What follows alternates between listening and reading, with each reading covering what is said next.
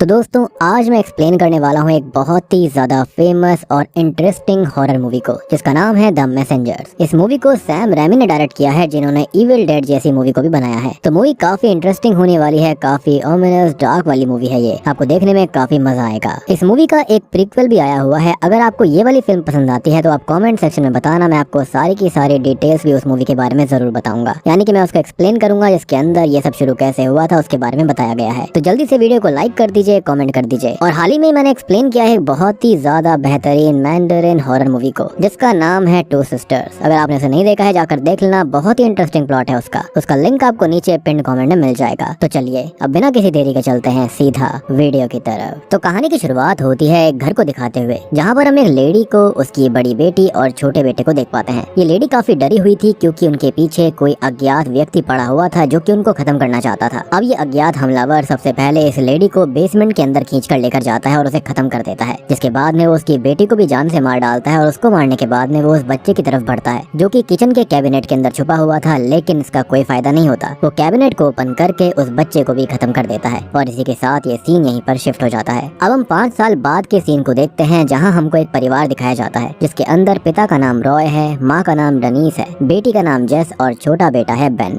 दरअसल ये परिवार शिकागो से था, लेकिन ये लोग शिकागो से निकलकर अपने नए घर में मूव इन कर रहे थे जो कि नॉर्थ डकोटा के पास था। अब ये लोग वहाँ कार से जा रहे होते हैं, लेकिन जेस इस चीज से बिल्कुल खुश नहीं होती क्योंकि वो जिस इलाके में एंटर कर रहे थे वहाँ पर नेटवर्क की काफी दिक्कत होती है। एक और बात मैं आपको बताना चाहूंगा कि जो बेन है ना, वो असल में बोल नहीं सकता क्योंकि कुछ ही महीनों पहले उसका एक कार एक्सीडेंट हुआ था और कार को ड्राइव कोई और नहीं बल्कि उसकी बहन जेस कर रही थी। और बात रही कि ऐसा हुआ कैसे, तो जेस असल में ड्रिंक एंड ड्राइव कर रही होती है जिस वजह से उसके माँ बाप को उस पर बिल्कुल भरोसा नहीं होता। खैर हादसे के बाद से ही बेन ने ट्रॉमा की वजह से बोलना बंद कर दिया था और उसी के इलाज की वजह से उनके पास पैसे नहीं बचे थे। खैर अब ये लोग फाइनली अपने नए घर के अंदर पहुंच जाते हैं जो कि शॉकिंगली वही घर होता है जो कि मूवी की शुरुआत में हमको दिखाया गया था, जिसके अंदर उस लेडी को और उसके 2 बच्चों को किसी ने खत्म कर दिया था और इसलिए वो शहर से दूर यहाँ पर आ गए थे ताकि वो अपना सनफ्लावर फार्म को ओपन कर पाएंगे। बेसिकली रॉय को ऐसा लगता था कि इस फार्म में आने से उनके अंदर की जो चीजें टूटी हुई थी, बिखरी हुई थी, वो सब की सब सुधर जाएंगी, उनका परिवार फिर से खुशहाल हो जाएगा। खैर अब जैसे इस घर के अंदर आकर उस घर को देखने लगती है कि इसी बीच वो एक रूम के दरवाजे को ओपन करने लगती है, लेकिन वो दरवाजा नहीं खुलता और हम नोटिस कर पाते हैं कि ये उसी बेसमेंट का दरवाजा है जहाँ पर शुरुआत में उस लेडी को उस हमलावर ने खींचकर वहाँ पर मार दिया था। खैर बाहर डनीस और रॉय होते हैं जो कि अपने काम के सिलसिले में बात कर रहे थे। मीनवाइल जेस घर की सफाई करने लगती है जहाँ पर किचन के कैबिनेट के अंदर उसको एक टॉय ट्रैक्टर दिखाई देता है और जिसको निकाल कर वो अपने पास रख लेती है। तभी उनके माता पिता काफी खुश थे और वो एक नई शुरुआत करने जा रहे थे। उन्हें विश्वास था कि आगे उनके साथ सब कुछ अच्छा होगा, लेकिन हम जानते हैं कि ऐसा बिल्कुल नहीं होने वाला। अब रॉय अपनी बेटी जेस के पास जाता है क्योंकि उसे यहाँ पर कुछ खास अच्छा नहीं लग रहा होता।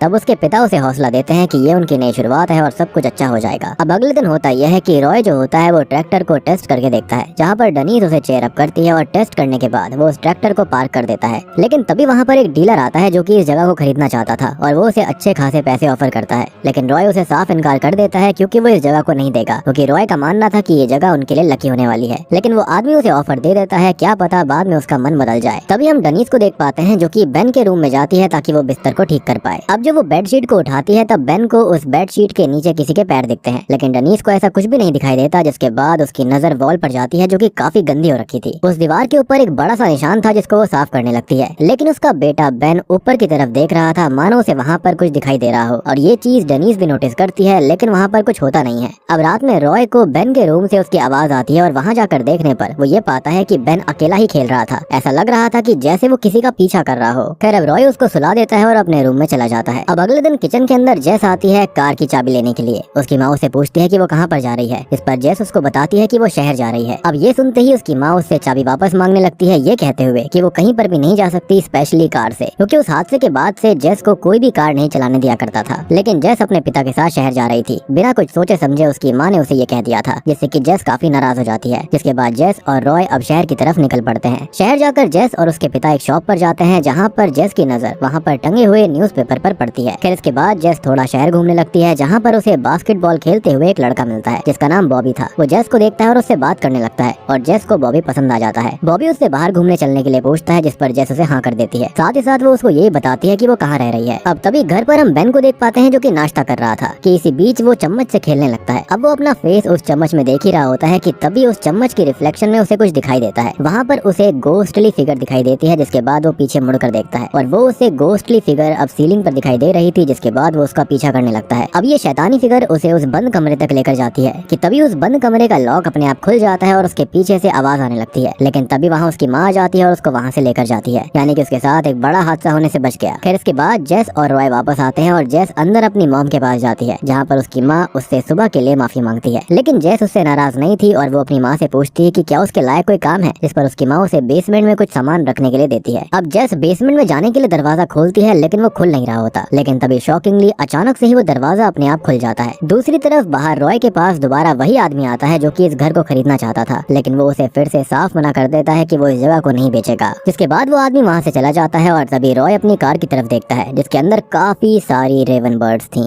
Dam, this raven bird again. Anyways, अब वो उसके सीड्स को खा रही होती हैं और रॉय उन रेवंस को भगा देता है। और यहाँ पर मैं आपको एक इंटरेस्टिंग फैक्ट बताना चाहूंगा कि मूवी के अंदर इनको क्रोस कहा गया है, यानी कि कौवा बताया गया है, लेकिन असल मूवी के अंदर रेवन बर्ड्स का इस्तेमाल किया गया था क्योंकि वो काफी स्मार्ट होती हैं। मीनवाइल बेसमेंट के अंदर जेस को एक मरी हुई रेवन बर्ड मिलती है और वो उसे स्टिक से टच करने लगती है और उसके छूते ही वो तभी रेवन बर्ड उड़कर वहाँ से भाग जाती है, जिससे कि जेस काफी डर चुकी थी। अब बाहर रॉय जो होता है वो इन रेवन बर्ड से काफी परेशान हो चुका था कि तभी वहाँ पर एक आदमी आकर हवा में फायर कर देता है, जिससे कि ये रेवन बर्ड्स वहाँ से भाग जाती हैं। रॉय उसे धन्यवाद करता है और उससे उसका नाम पूछता है, जिस पर वो अपना नाम जॉन बताता है, जो कि यहीं पर रहता था। इसी बीच गन शॉट की आवाज सुनकर जेस और डेनीज भी बाहर आती हैं। रॉय उनको कहता है कि सब कुछ ठीक है और जॉन से वो उनको इंट्रोड्यूस करता है। जॉन यहीं का था, लेकिन उसके पास कोई काम धंधा नहीं था करने के लिए। तब रॉय उसे काम में उसकी हेल्प करने के लिए कहता है, जिसके बाद जॉन उनकी हेल्प करने लगता है। खैर काम करने के दौरान रॉय को हाथों में चोट लग जाती है, जिसके बाद डेनीज उसे लेकर हॉस्पिटल जाती है, लेकिन जाने से पहले वो बेन को जेस के हवाले करके जाती है। हम ये भी नोटिस कर पाते हैं कि वो ट्रैक्टर वाला टॉय जो कि शुरुआत में जेस को मिला था वो बेन के पास था। अब जॉन उनके पास जाता है, जहाँ पर वो उस ट्रैक्टर टॉय को ध्यान से देखता है और वहाँ से चला जाता है। और जेस अपने घर के ऊपर ढेर सारे रेवन बर्ड्स को देखती है। जिसके बाद जेस अंदर जाती है, जहाँ पर वो बेन को खाना दे रही थी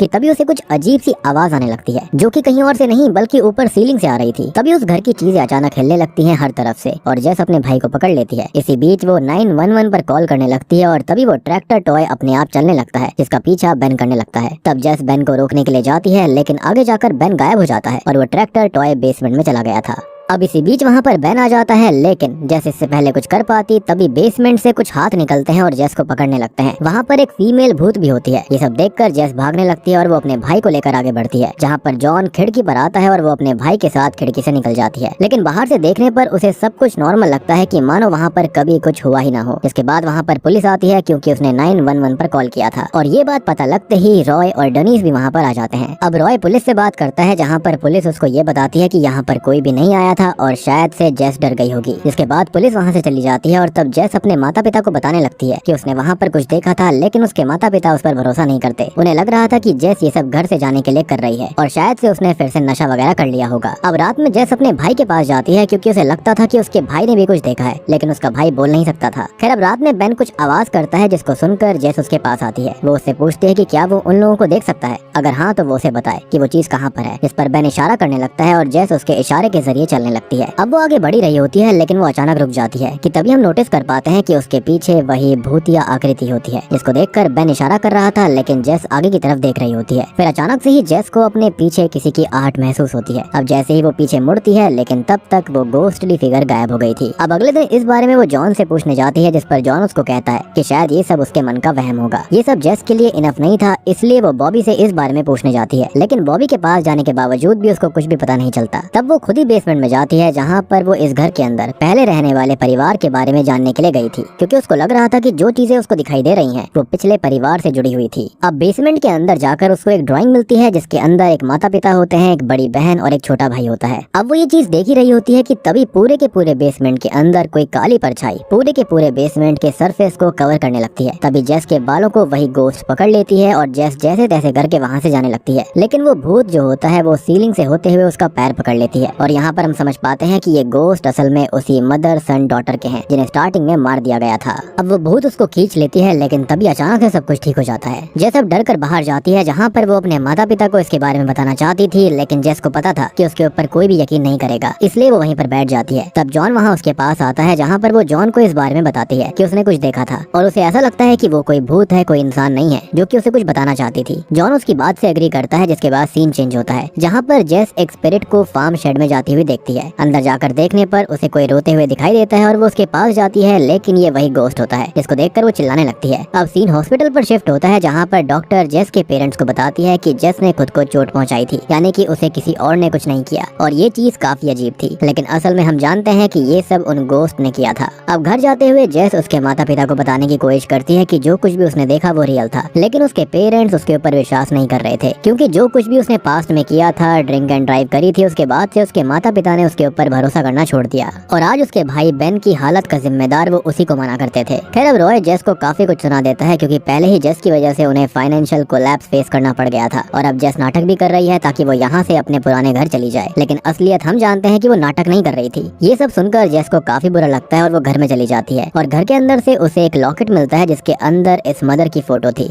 यानी कि जो लेडी स्टार्टिंग के अंदर हमने देखी। और तभी उसे याद आता है कि ये फोटो उसने पहले कहीं पर देखी थी। दरअसल उसने ये फोटो उसी स्टार्टिंग वाले न्यूज़पेपर स्टोर के अंदर देखी, जिसके बाद पेरेंट्स भी घर पर आ जाते हैं और यहाँ पर ये दोनों ही हस्बैंड वाइफ के अंदर लड़ाई हो जाती है, क्योंकि रॉय ने डेनिस को उस आदमी के ऑफर के बारे में नहीं बताया था जो कि इस जगह को खरीदने आया था और इससे उसे काफी बुरा लगता है। बेसिकली डेनिस यहाँ पर ये सोच रही थी कि अगर वो इस फार्म को बेच देते, वो ऑफर ले लेते, तो उनकी सारी दिक्कत खत्म हो सकती थी, लेकिन रॉय ने डिसाइड किया कि वो यहीं पर रहेंगे, क्योंकि उसके अकॉर्डिंग उनकी सोल यहीं पर ठीक हो सकती थी। कि तभी रॉय को जेस के रूम से कुछ आवाज आती है। वहाँ पहुँचने पर उसे जेस नहीं मिलती, वो खिड़की से बाहर भाग गई थी और तब उसके पिता उसे कार से ढूंढने जाते हैं। मीनवाइल हम देखते हैं कि जेस साइकिल से जा रही होती है कि तभी बॉबी उसके पास अपने ट्रक से आता है और जेस उसके साथ उसके ट्रक में बैठ जाती है। अब वो बॉबी को सारी बातें बताती है, उसने घर के अंदर जो कुछ भी देखा वो सब कुछ बता देती है। बॉबी कहता है कि क्या उसने इस बारे में अपने माता पिता को बताया, जिस पर जेस कहती है कि वो उसके ऊपर विश्वास नहीं करेंगे। वो उसे अपनी कहानी बताने लगती है। वो बताती है कि कुछ महीने पहले उसकी माँ उसके पिता को एयरपोर्ट पर पिक करने गई थी। इसी बीच उसकी माँ ने जेस को बेबी सीटर के घर से बेन को लाने के लिए कहा था, लेकिन जेस ने काफी ज्यादा शराब पी हुई थी और इस बारे में उसने अपने माता पिता को नहीं बताया था। तब ड्राइव करते हुए वो अपने भाई को लेकर आ रही होती है, लेकिन उसके ड्रंक होने की वजह से उसका एक्सीडेंट हो जाता है, जिस वजह से बेन को काफी इंजरीज आई थी। साथ ही साथ ट्रॉमा की वजह से उसने बोलना भी बंद कर दिया और इसी वजह से उसके माता पिता अब उस पर विश्वास नहीं करते। मीनवाइल हम जॉन को देखते हैं, जिसके ऊपर ढेर सारी रेवन बर्ड्स हमला कर उसे बेहोश कर देती हैं। अंदर डनीस अपने बेटे बेन के पास होती है, जहाँ पर उसका बेटा पीछे की तरफ इशारा करने लगता है। अब डनीस देखती है कि उस दीवार के धब्बे के अंदर से गोस्ट निकलने लगते हैं और ये देखकर डनीस काफी डर जाती है और उसका एहसास हो जाता है कि उसकी बेटी जेस सही कह रही थी, वो झूठी नहीं है। और ये देखकर वो तुरंत ही पैकिंग स्टार्ट कर देती है, जो कि काफी स्मार्ट मूव था। मीनवाइल जेस और बॉबी उस न्यूज़पेपर की कटिंग को देखते हैं, जिसके अंदर उस लेडी की फैमिली की न्यूज़पेपर कटिंग थी और वो कटिंग सनफ्लावर फार्मिंग से ही रिलेटेड होती है। उस लेडी का पति और कोई नहीं बल्कि शॉकिंगली जॉन ही था। जी हाँ, और ये देखकर जेस जल्दी से घर के लिए निकल पड़ती है, यानी कि शुरुआत में जिसने अपने परिवार को मारा था वो कोई और नहीं बल्कि जॉन खुद ही था। मीनवाइल डनीस वहाँ से भागने लगती है, लेकिन जॉन उसको देख लेता है और यहाँ पर जॉन उसे उसकी बीवी मैरी समझ रहा था, क्योंकि उसकी बीवी भी उसे छोड़कर ही जा रही थी। अब जॉन उसके पास आता है और उसे रोकने लगता है कि वो उसे कहीं भी छोड़कर नहीं जा सकती है। वो उसे मैरी बुलाता है। डनीस को कुछ भी समझ में नहीं आता कि जॉन कह क्या रहा था। इनफैक्ट वो बेन को अपना ही बेटा समझ रहा होता है। जॉन अब डनीस के साथ जबरदस्ती करता है और उसे जाने नहीं देता। थोड़ी देर के बाद में जेस वहाँ पर बॉबी के साथ आती है, लेकिन उनके ऊपर जॉन एक गार्डन फोक से हमला कर देता है। वो लोग उससे बचने लगते हैं, लेकिन बॉबी को वो मारकर बेहोश कर देता है, जिसके चलते अब वो जेस के पीछे लग जाता है और जाकर वो अपने आप को बेसमेंट के अंदर लॉक कर लेती है और बेसमेंट के अंदर ही उसकी माँ भी उसे मिलती है। साथ ही साथ वहाँ पर बेन भी मौजूद था। तभी वहाँ बेसमेंट के अंदर जॉन आने लगता है और जेस अपना दिमाग लगाती है और बेसमेंट के बल्ब को फोड़ देती है ताकि जॉन उन्हें ढूंढ ना पाए और जॉन बेसमेंट के अंदर आने लगता है, लेकिन वहाँ पर उसे कोई भी नहीं दिखाई देता। तब वो बेसमेंट की सीलिंग पर होल करने लगता है ताकि उजाला अंदर आ सके। इसी बीच हम रॉय को भी देखते हैं, जो कि वहाँ पर आ गया था, जो कि बॉबी से उसकी बेटी के बारे में पूछता है और उसके बाद में रॉय बेसमेंट में आ जाता है, लेकिन उसे जॉन के बारे में पता ही नहीं था कि वो आखिर है कौन। अब जॉन पीछे से गार्डन फोक से उसके ऊपर हमला कर देता है और रॉय वहीं पर गिर गया था। जैसा मौका देखकर उसके ऊपर एक डंडे से वार करती है, लेकिन उल्टा जॉन उस पर भारी पड़ जाता है। वो उसे जान से ही मारने लगता है, लेकिन तभी वहाँ पर एक दलदल सा बन जाता है, जिसके अंदर उसके परिवार वालों के भूत थे। दरअसल जॉन ने ही अपने परिवार को जान से मार दिया था, क्योंकि वो हमेशा से एक साइको था। उसकी बीवी और बच्चे के गोस्ट जो होते हैं वो उसे उस दलदल में खींचने लगते हैं।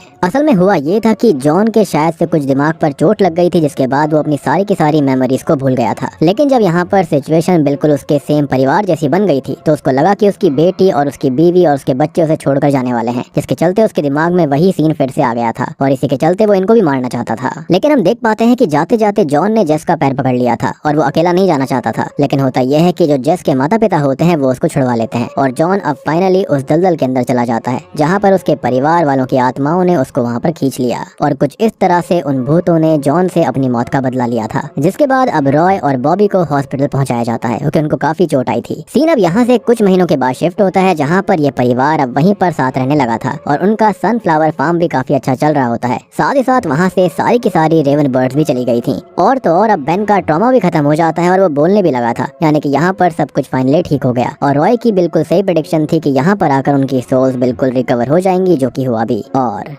बूम, इसी हैप्पी एंडिंग के साथ में ये मूवी यहीं पर खत्म हो जाती है। तो दोस्तों, ये थी सैम रैमी की तरफ से द मैसेंजर्स फिल्म की कहानी। उम्मीद करता हूँ कि आपको ये पसंद आई होगी। इनफैक्ट इसका एक प्रीक्वल भी है जिसका नाम है मैसेंजर्स द स्केयरक्रो। अगर आप चाहते हो कि मैं उसको एक्सप्लेन करूँ और आपको अगर ये वाली फिल्म पसंद आई है तो जल्दी से वीडियो को लाइक कर दीजिए और कॉमेंट करके बताइए कि आपको इसका प्रीक्वल देखना है या फिर नहीं। तो क्या वाकई में जॉन पागल था या फिर इस फार्म पर वाकई में ऐसी कोई एंटिटी थी जिसके चलते उसका दिमाग हिल चुका था। ये मूवी जो है वो काफी ज्यादा सिंपल है और क्रिस्टल क्लियर है। यहाँ पर कुछ भी समझाने जैसा नहीं है। लेकिन अगर आपका फिर भी कोई डाउट है तो आप कमेंट सेक्शन में मुझसे पूछ सकते हैं, मैं उसका रिप्लाई आपको जरूर करूंगा। तो वीडियो पसंद आई हो तो लाइक कर देना, चैनल के ऊपर नए हैं तो सब्सक्राइब कर लीजिए। तो मैं आप सबको मिलता हूँ अगली वीडियो के साथ में, तब तक के लिए